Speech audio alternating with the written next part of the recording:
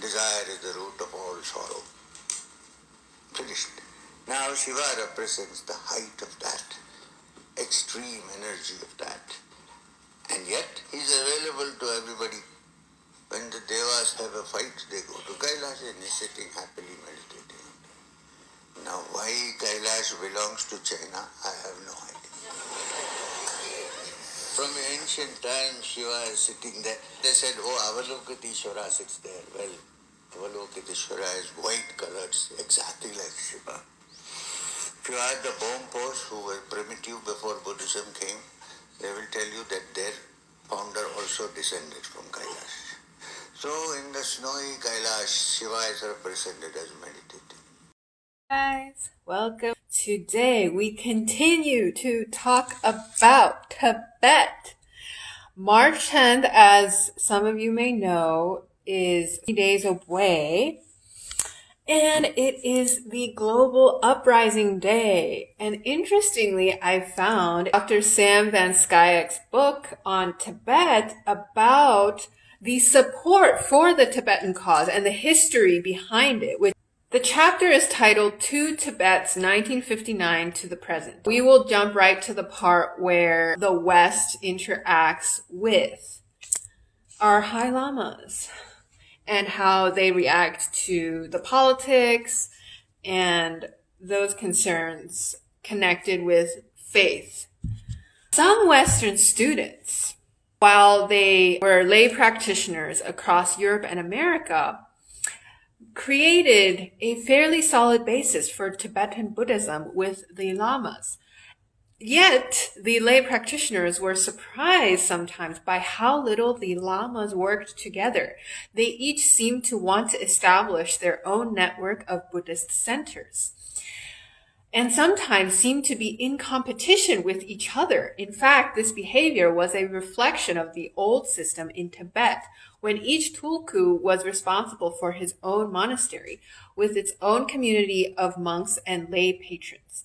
It was no coincidence that it was lamas from smaller monasteries, and usually not from His Holiness's Gelug school, who first made the trip to the West in search of new opportunities. So as you guys know, living in India is not dandy all the way. Like, it is very challenging, yet perhaps because of the influence of High Lamas, a lot of people continue to stay there. It really baffles a lot of people, right? Such as author explorers. So we will get into that. Soon, as a Tibetan Buddhist infrastructure grew in the West, the highest ranking Tibetan lamas began to receive invitations to teach there.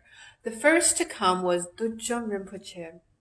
He is the guru of Lama Sonam, who teaches the Om Mani Padme Hum. Shout out Lama Sonam of Los Angeles. Who visited the budding Nyingma centers of New York and California. Then in 1973, the Dalai Lama made his first trip to Europe, meeting the Pope before traveling on to be hosted by Buddhists in England and other European countries. The USA denied him a visa.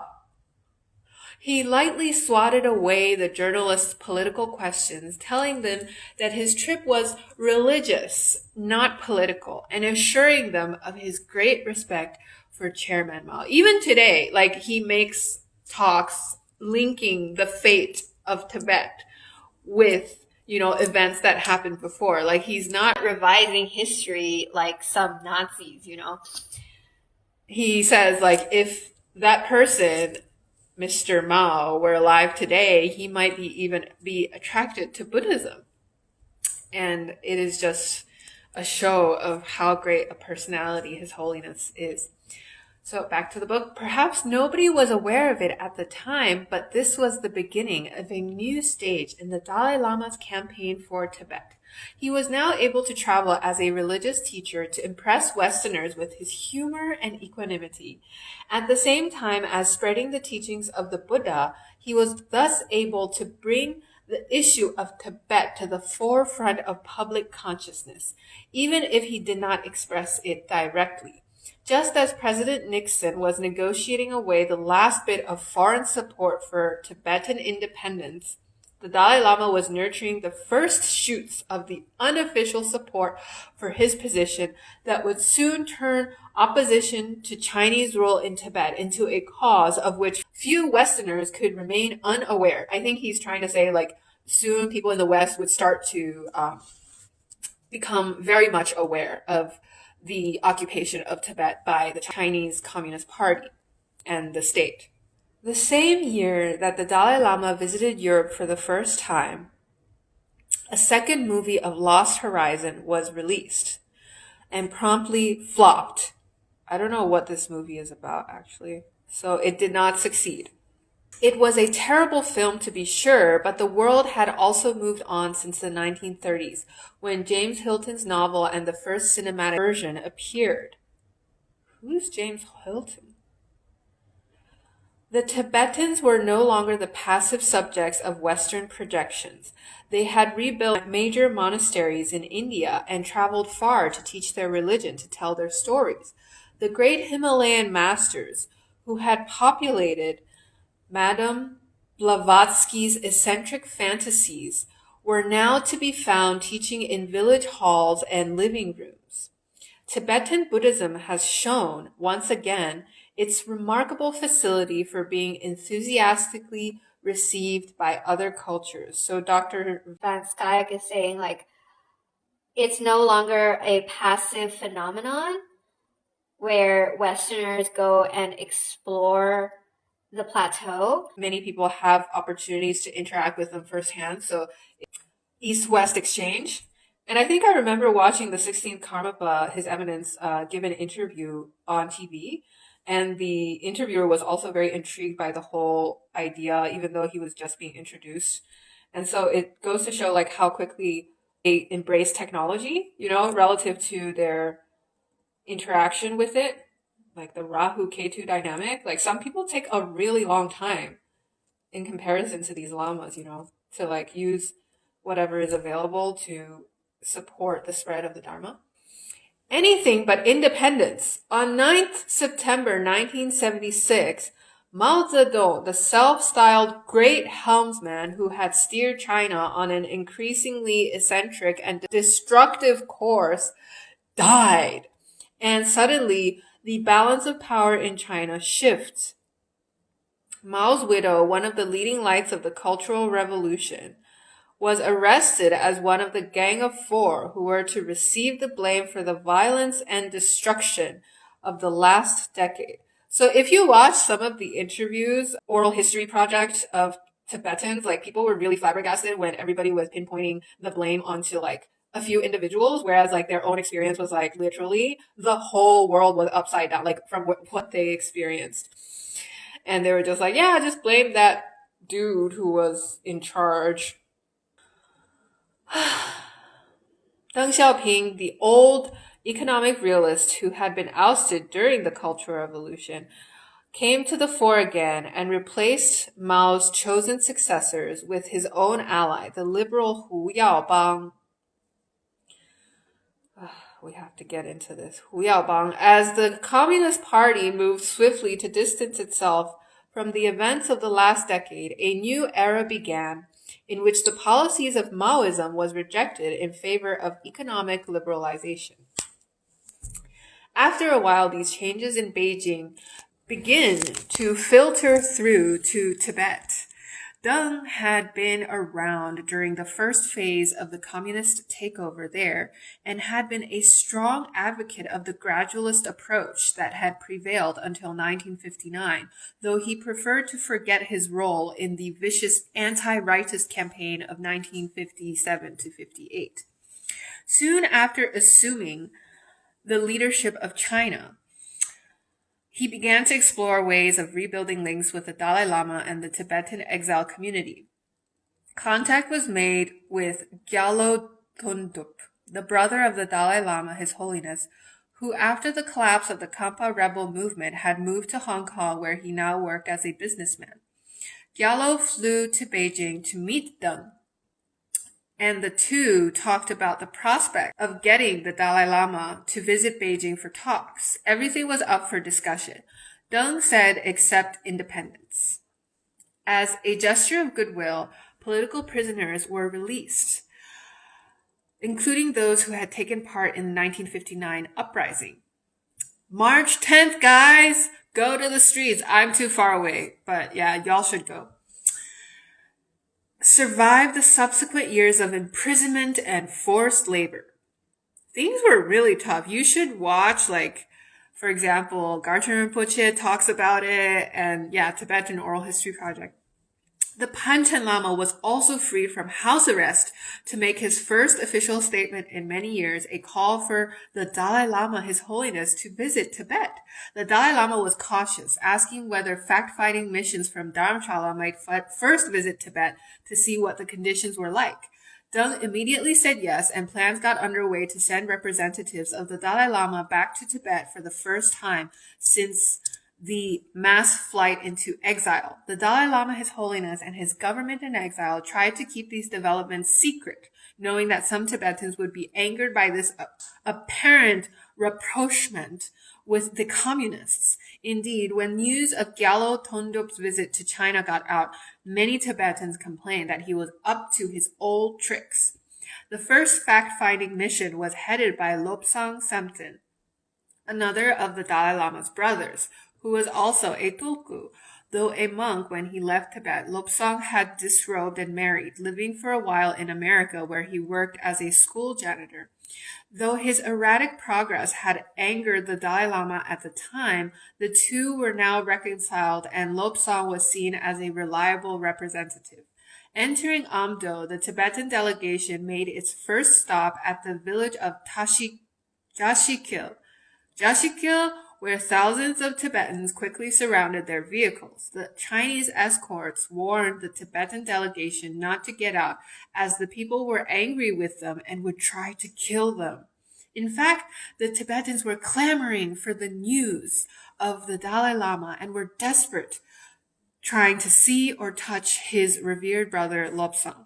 Wherever the delegation went in Amdo, these scenes were repeated, with Tibetans rushing to reach the Dalai Lama's delegation, then breaking down and weeping in front of them.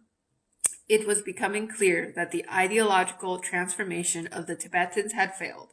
The party authorities in Lhasa now feared a mass disturbance when the Dalai Lama's representatives arrived, but they were unable to admit that the disturbances in Amdo came out of devotion to the Dalai Lama.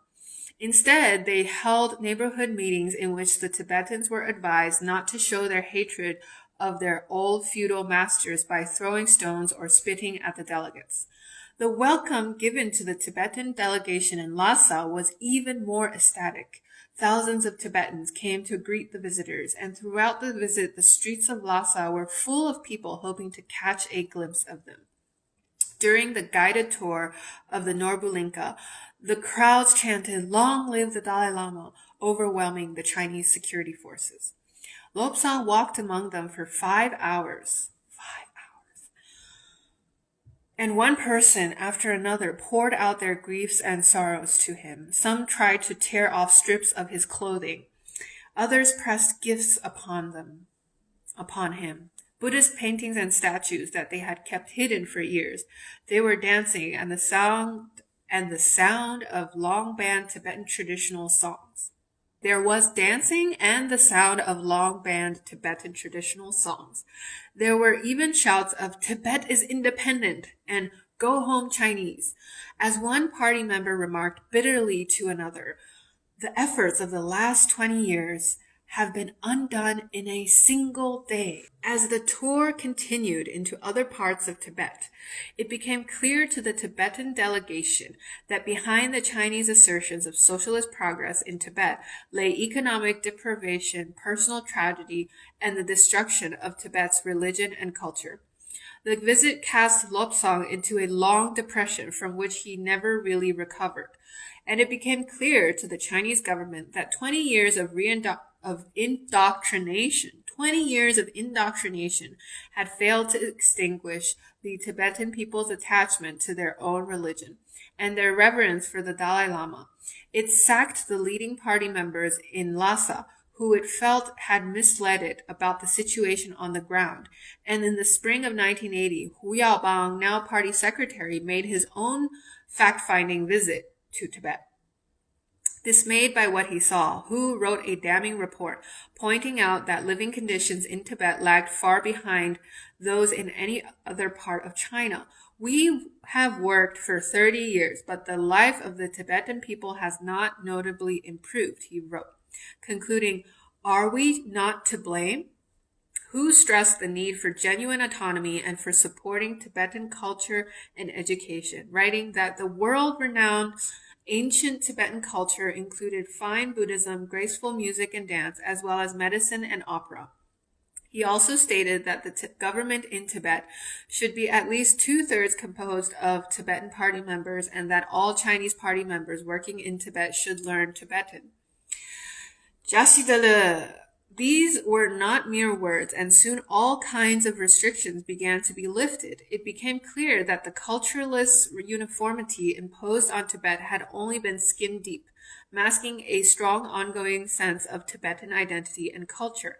As exiled Tibetans were given visas to visit Tibet again, the Lamas who had become well off through their new Western patrons returned to build their old ruined monasteries. Monks began to put their robes back on, and a few tentatively returned to monasteries such as Drepung. Within a few years, they were studying Buddhist philosophy again and gathering in the prayer hall to chant together. In Beijing, Nyapo, who had kept his head down since escaping the purges of the Cultural Revolution, began to take part in public life once more. In 1981, he wrote an introduction to Tibet for a European book. While he avoided criticizing the Chinese Communist Party, he emphasized that Tibet was culturally unique and quite different from China. He wrote of the wanton, irreparable damage that had been done to Tibet's cultural heritage during the Cultural Revolution. Napo also started a campaign to teach the Tibetan language, rejecting the simplified form that had been introduced in the 1960s. At the same time, the Panchen Lama was able to voice criticism of the persecution of Buddhists in Tibet and make plans for its restitution. Working together with Napo, he set up the Tibet Aid Development Foundation, a charity for raising the living standards of ordinary Tibetans. As for the Dalai Lama, His Holiness, who felt that enticing him to come and live in Beijing would stop him becoming a rallying point for the Tibetans' nationalistic feelings. With this in mind, talks began between Beijing and Dharamshala in 1982. They were, it seems, doomed from the start. The Chinese were unwilling to offer more than limited cultural autonomy to the Tibetans, while the Tibetan position was essentially that set out in the 1914 Shimla Agreement, political autonomy not only for the Tibetan Autonomous Region, but for Kham and Amdo too. These areas would become a demilitarized zone and China could handle its external affairs. Among the exiles, there were many who felt that anything less than independence would be a capitulation. The Dalai Lama's brother, Thupten Norbu, was the most vocal of these. Many Khampa exiles felt that they were the only ones who had put up a fight and that the Dalai Lama's government had failed to protect Tibet. A younger generation of Tibetans were questioning their elders, asking why the communists had been able to enter Tibet so easily in the 1950s. A group of these young Tibetans, educated in India and the West, set up the Tibetan Youth Congress, which swore loyalty to the Dalai Lama but questioned the policies of his government in exile and spoke out in favor of Tibetan independence. So even if the Dalai Lama, His Holiness, had agreed to all of the terms set by Beijing, he would not have been able to bring all of the exiled Tibetans along with him. Some, in fact, would have regarded it as the deepest kind of betrayal, and the exiled community would have been split forever. It was therefore not surprising that negotiations that began with such hope ended in failure. And then suddenly there was another of those switchbacks that characterized the Chinese Communist Party. Before Hu Yaobang could complete all of the reforms of which he had spoken, Deng turned against him and forced him to resign from his position as party secretary in January 1987. Fearful of increasing criticism from pro-democracy students in China, Deng and his party had decided to take a more repressive stance. Seeing the hope of reaching an accord with the Chinese fade away, the Dalai Lama now turned to the West in a concerted campaign to gain the support of Europe and the USA. In September 1987, he traveled to America to make his first political speech there. On 21st September, before the Congressional Human Rights Caucus in Washington, D.C., he argued that Tibet was independent when China invaded, that the latter's continued colonial administration of Tibet was an illegal occupation, and that the human rights abuses in Tibet amounted to a Holocaust. He put forward the proposal that the Chinese had already rejected, that Tibet should be an autonomous demilitarized zone, or as he called it, a zone of peace. The speech was sympathetically received, the result being an amendment to the Foreign Relations Act stating that the USA would make the treatment of the Tibetan people an important factor in its relationship with China. Though this declaration of U.S. support for the Dalai Lama position was only a sense of Congress resolution without the force of law, it was still a massive boost to the morale of the Tibetan exiles. When the news reached Tibet via the Chinese language broadcasts of the BBC and the Voice of America, the effect was immediate. Party officials in Lhasa began an anti-Dalai Lama campaign, bearing down on suspected dissidents. At the same time, small protests were staged by the monks of Drepung Monastery, mostly from the elite group training for the Geshe degree. These protesters were also committed to ideas of democracy and human rights that they had read about in documents that had leaked from India. On October 1st, about 30 monks were beaten in the streets, arrested, and taken into custody. Ordinary Tibetans gathered outside the police station and demanded that they be released. This protest turned into a riot, during which the police station and vehicles were set on fire. Protesters were killed when the police shot into the crowds. The events were witnessed by tourists and covered by journalists, and soon the whole world knew what had happened. To some in the Communist Party, it appeared that the liberal policies of Xiaoping had led to an outbreak of Tibetan nationalism. Repressive measures were brought in, and show trials in which demonstrators were convicted became a frequent occurrence. Yet the demonstrations continued. There were some 200 of them over the next 6 years. It was a sign of just how strong the anti-government feeling had become in Tibet that monks, nuns, and other Tibetans were now willing to risk imprisonment and torture in order to express their support for the Dalai Lama, His Holiness.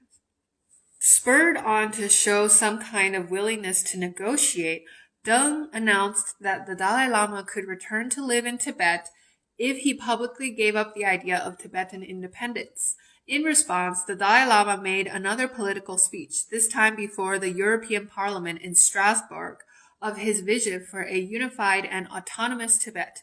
This was again rejected by the Chinese government as representing an indirect form of independence, and the door to a negotiated settlement between Beijing and the Dalai Lama swung closed again.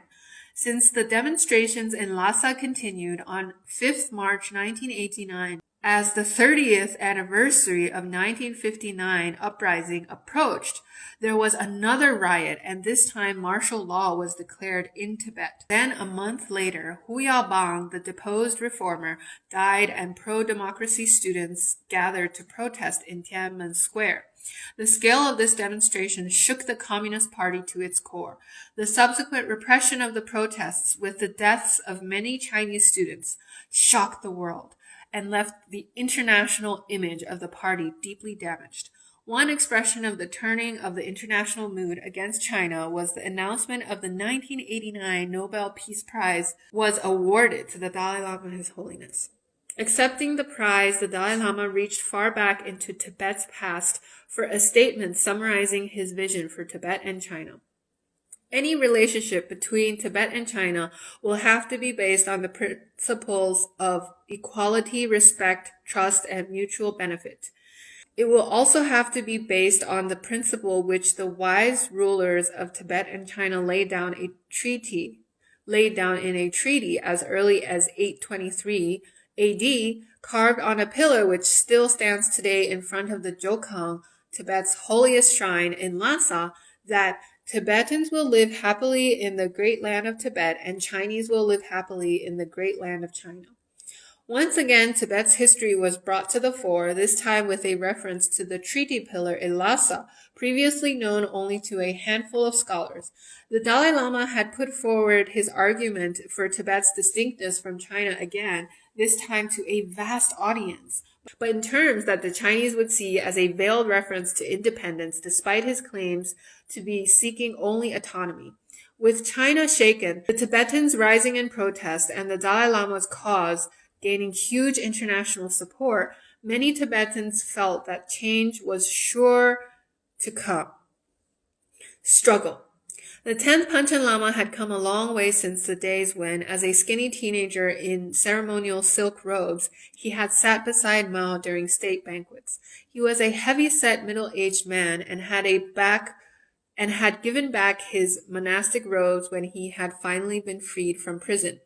After his release, he had towed the party line, but was rumored to be unhappy and to have become a heavy drinker. Then in the 1980s, he married a Chinese woman and began to play an active role in public life again, renewing his old working relationship with Napo in an effort to revive Tibetan culture. Early in 1989, he made a special trip back to his monastery of Jashi-Lumpo to reinter the remains of the previous Panchen Lamas. These were to be housed in a new stupa funded mainly by the Chinese government, the largest and most expensive to be built in Tibet in the last 50 years. The stupa was inaugurated in a ceremony attended by the great and the good, including Hu Jintao, the new leader of the Communist Party in Tibet, who later became the leader of China. It was both a cherished dream of the Panchen Lamas and a chance for the party to show its support for religion in Tibet. Then, during the celebrations that followed, suddenly and unexpectedly, the Panchen Lama died. Though there was, on the face of it, little reason to doubt the official story, rumors flew around, and you guys know what the rumors are, so I'm not gonna repeat it. So skip to the part where Beijing and His Holiness the Dalai Lama fight. Since the 18th century, China has cultivated the Panchen Lamas as a counterweight to the authority of the Dalai Lamas, and the party had no intention of letting the Dalai Lama reassert his authority now, meaning the 14th His Holiness. Knowing well that the 10th Panchen Lama had been selected with the approval of the party and only ratified by the Dalai Lama under duress, this time it wanted to keep the Dalai Lama out of the process entirely. However, the abbots of Jashi-Lumpo complained that the selection of the Panchen Lamas had always been ratified by the Dalai Lama. Napo suggested that the Dalai Lama should at least be consulted, and the party grudgingly agreed, allowing the Jashi-Lumpo abbots to contact the Dalai Lama via his brother Gyalo Tonduk. Over the next few months, the abbots of Jashi-Lumpo carried out their search while keeping the Dalai Lama, His Holiness, informed of their progress. Then, in September 1993, the Dalai Lama announced that relations with China had once again broken down. By the following year, it was clear that the party had taken another of its swings towards authoritarianism in Tibet, when the Third Forum on Work in Tibet resulted in the most repressive legislation against Buddhist monks and nuns since the Cultural Revolution. The forum's report stated that the Tibetan independence movement was a serpent whose head, the Dalai clique, Dalai Jituan, must be cut off. It went on to say that the monasteries were the weak point at which the Dalai clique could infiltrate China. So from now on, they would be much more closely regulated and the number of monks and nuns restricted. Those that remained would have to attend regular patriotic education sessions. In this atmosphere, it is hardly surprising that the party took over the selection of the Panchen Lama. By 1995, it seemed that the head of the original search committee was under house arrest, and the party officials in Lhasa had decided to appoint their own candidate. And if you guys know the name, you guys can search on YouTube. He made his whole my point of the view videos. And he seems to be a very principled person, at least to me. And I really thank him for trying and making those videos. I think he still lives in Tibet, which is amazing, how he survived everything. After His Holiness the Dalai Lama chose the reincarnation, the boy was taken away, perhaps to Beijing, never to be heard of again. A few months later, officials from China and Jasi Lumpo held a ceremony in Lhasa in which lots were drawn from the golden urn, and another boy was named as the 11th Panchen Lama. Recognizing that Tibet and other areas in western China had been left behind in China's economic boom, in 1999 the Chinese premier Jiang Zemin announced a massive investment of resources called Xibu Dakaifa, Open Up the West. That same year, teams of geologists were sent to Tibet to work on secret projects assessing the extent of the region's natural resources. The following year, the beginning of the new millennium saw the reemergence of one of Mao's old dreams, the construction of high-speed rail links to Lhasa. This incredible feat of engineering crossing the shifting permafrost of the Changtang Plateau was adopted by the party as one of its chief priorities. The construction of the railway was rushed forward and completed ahead of schedule in 2006, far more quickly than international observers had thought possible. The railway made access to Tibet and its natural resources much easier. For some, this is not a good thing. The sweeping grasslands of the Changtang Plateau are already drying up and turning into desert. This is a serious threat to the livelihood of Tibet's farmers and nomads, and it is also linked to wider climate change. Another recent development, the shocking swift melting of the Himalayan glaciers, threatens the long-term water supply of much of Asia. Climate change! Meanwhile, support for the Dalai Lama and his cause outside China had become increasingly visible since the 1990s thanks to Hollywood movies, rock concerts, and celebrity endorsements. This groundswell of popular international support manifested itself during the run-up to the 2008 Beijing Olympics, as the progress of the Olympic flame around the world presented an opportunity for protests led by foreign sympathizers as well as exiled Tibetans. These were met with counter-protests by Chinese students abroad who carried their own banners proclaiming that Tibet had always been part of China and telling foreigners to stop interfering. Though some thought that these counter-demonstrations were organized by the Chinese government, it was clear that there was genuine anger among young Chinese about Western criticism of their country. The emergence of the Tibetan issue in the West has had little effect on the world of international diplomacy. And hence, you guys should go out on March 10th. Tibetans, both in Tibet and in exile, are perhaps more conscious of their cultural identities than ever. Those who decide to become monks in modern Tibet are not choosing an easy option, as was the case before 1959. Most are committed to study programs. Buddhist communities have sprung up again outside the monasteries as well. In Kham, where there is a tradition of such things, a sprawling community of dedicated Buddhist practitioners, both monks and lay people, gathered around a charismatic teacher called Khenpo Jigme Phuntsok in the 1990s. The community was focused on Buddhist teaching and practice, but its size scared the local authorities, and in 2001, after Jigme Phuntsok refused to reduce the number of his students, most of the camp was destroyed and the community dispersed. It has since reconstituted itself, and other charismatic teachers have become influential as students continue to gather around them.